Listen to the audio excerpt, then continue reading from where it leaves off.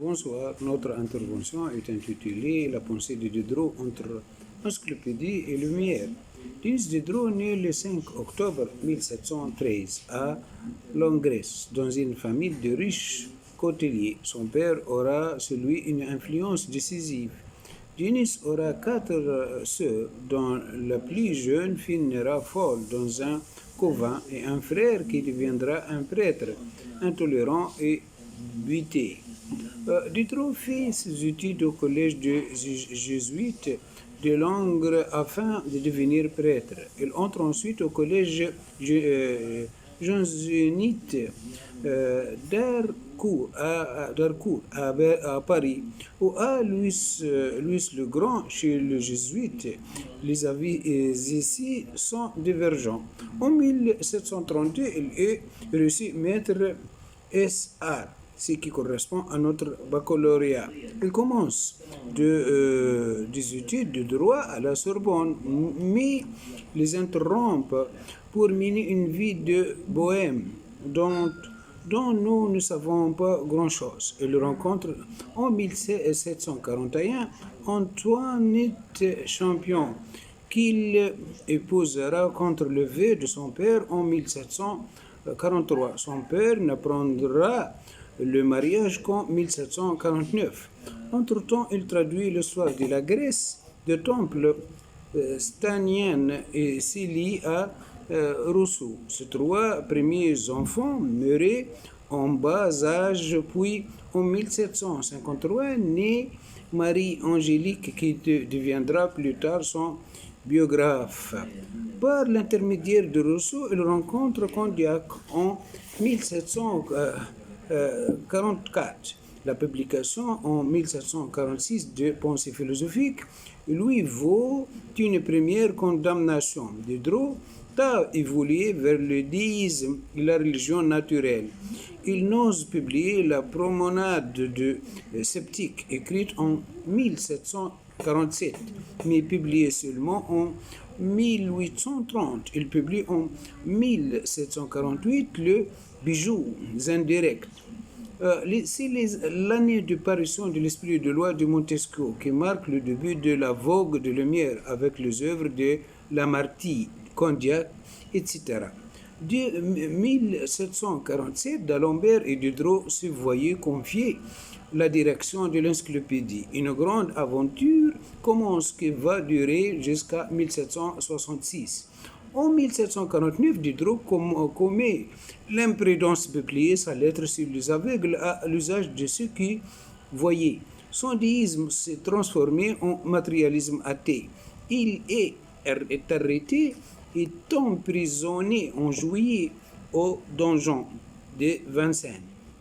Rousseau lui rendra visite. On prétend que la thèse de discours sur les sciences et les arts de Rousseau aurait été alors suggérée par Diderot. Libéré en novembre 1749, Diderot se consacre désormais à l'élaboration de l'encyclopédie tout en poursuivant parallèlement son œuvre personnelle. Le tome 1 de l'encyclopédie paraît en 1751. Diderot publie la même année la lettre sur le sourd et muette, et de 1752 à 1754 prend parti pour les Italiens, dans laquelle de Buffon. Ses pensées sur l'interprétation de l'Empire paraissaient en 1753. Le tome 3 de l'encyclopédie, œuvre déjà condamnée par un conseil de roi, paraît la même année.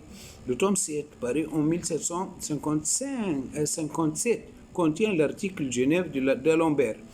Rousseau s'éloigne des encyclopédistes à la suite de la guerre des Cahuacs contre le philosophe. D'Alembert déserte et Diderot reste seul à la tête de l'encyclopédie.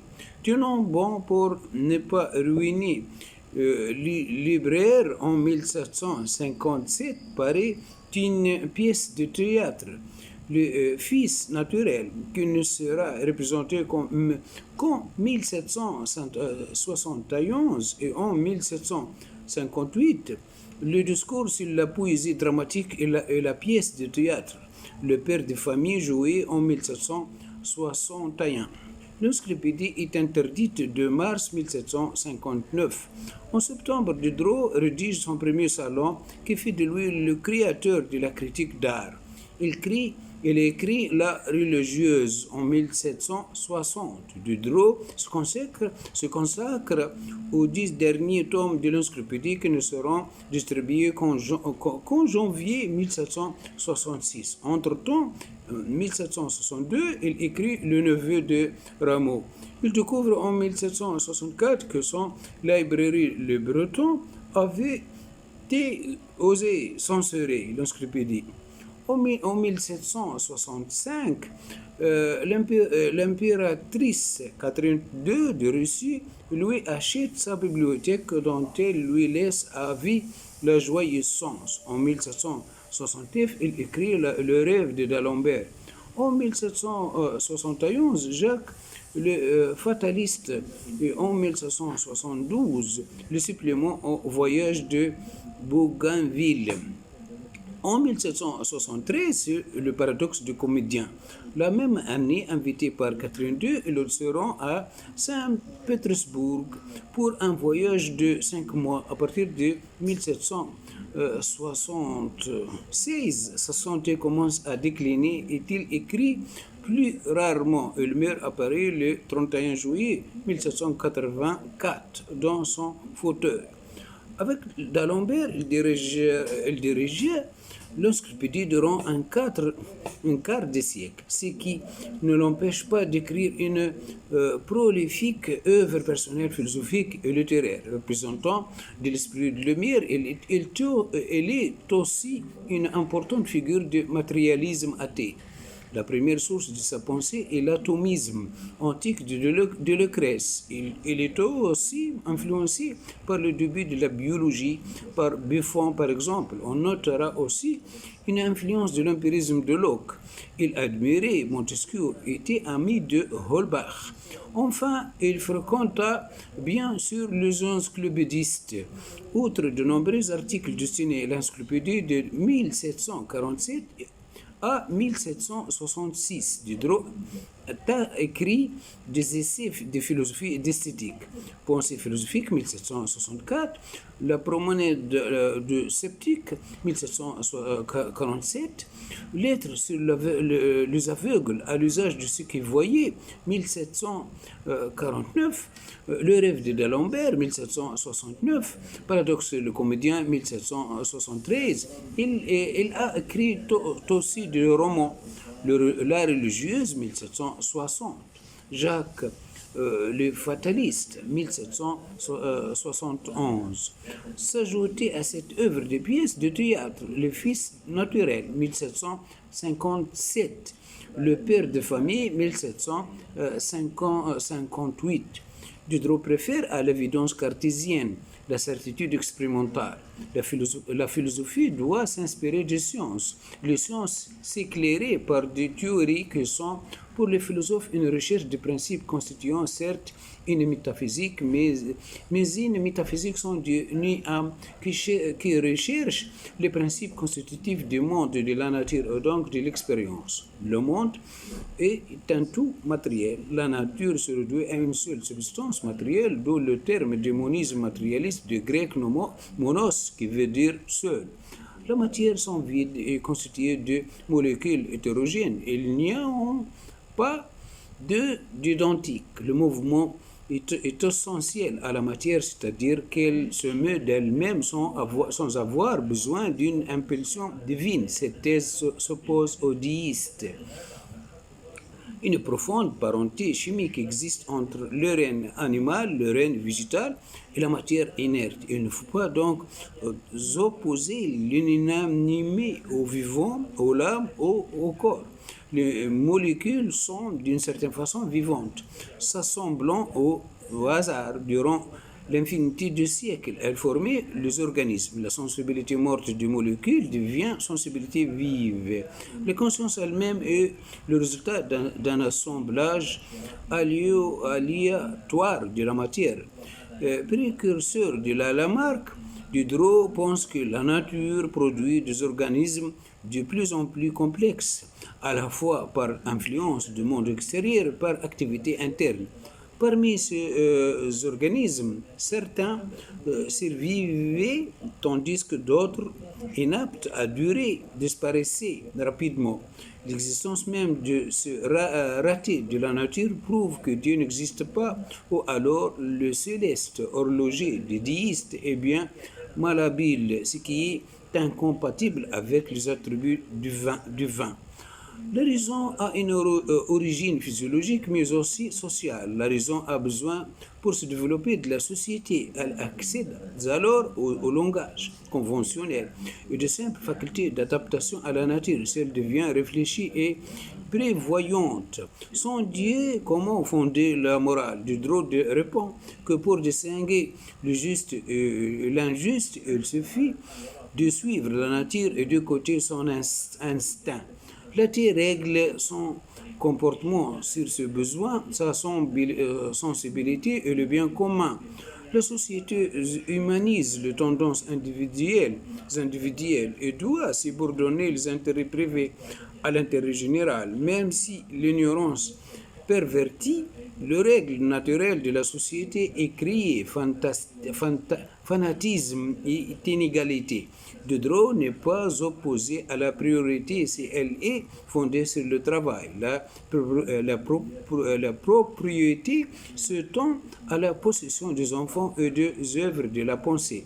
En revanche, elle ne se tend pas aux femmes. Diderot, favorable à une libération de la femme, défend aussi le divorce.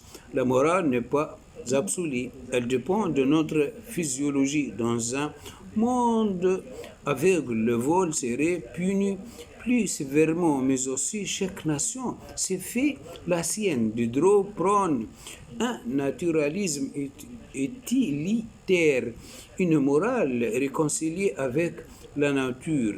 Ce qui est premier est l'égoïsme, est aussi la cruauté, principe d'énergie. Chaque homme cherche d'abord son plaisir et cherche à éviter la douleur, mais il faut bien voir qu'il existe aussi du plaisir à secourir un malheureux ou à s'occuper de ses enfants. Le bon et le mauvais sont chargés par la société en bien et en mal. L'amour propre s'élève à l'intérêt général. La société donne l'idéal d'une morale universelle respectable partout. Ni innée ni fondée en Dieu, la morale est donc conquise par l'évolution sociale. L'énergie présente dans le crime et la cruauté peut se mettre au service de la vertu. Le libre arbitre, lui, n'existe pas et la liberté consiste à utiliser les lois de la nature pour promouvoir le progrès moral par la science et la politique. En esthétique, Diderot garde la thèse traditionnelle d'un art imitant la nature. Mais l'imitation présuppose un modèle idéal. L'artiste doit créer selon les lois de la nature, mais n'étant pas un savant.